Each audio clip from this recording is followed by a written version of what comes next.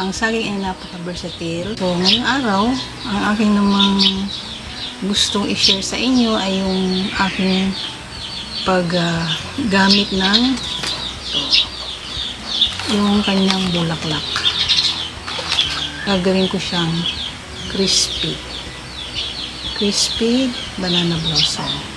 So, ito ay pwede ng ulam na ipares sa meron kayong gulay na ibang gulay.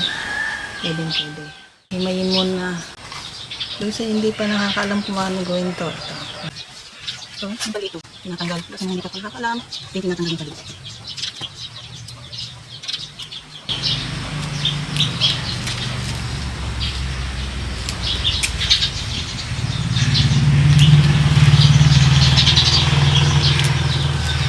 Ang sunod na gagawin ay siyempre gagawa ako ng mixture, yung aking dalawang kutsang harina, rice flour, cornstarch.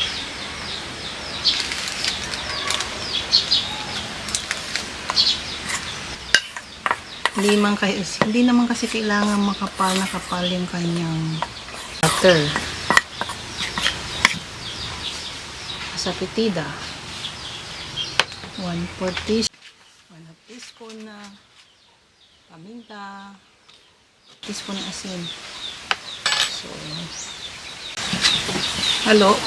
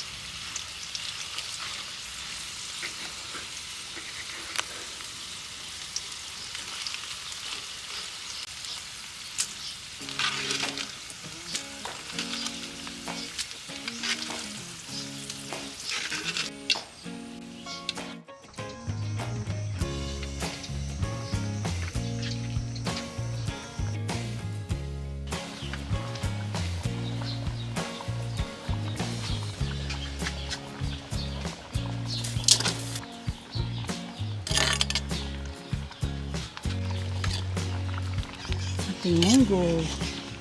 Munggo lang with malunggay leaves.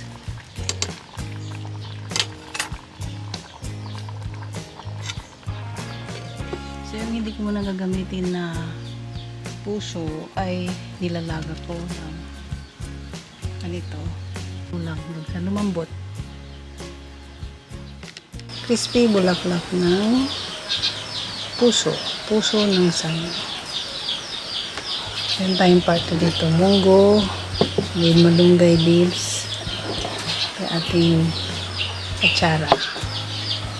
Ayan natin.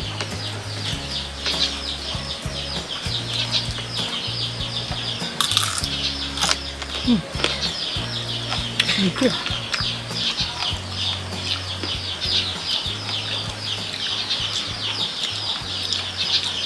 Simple pero masustansyang kain.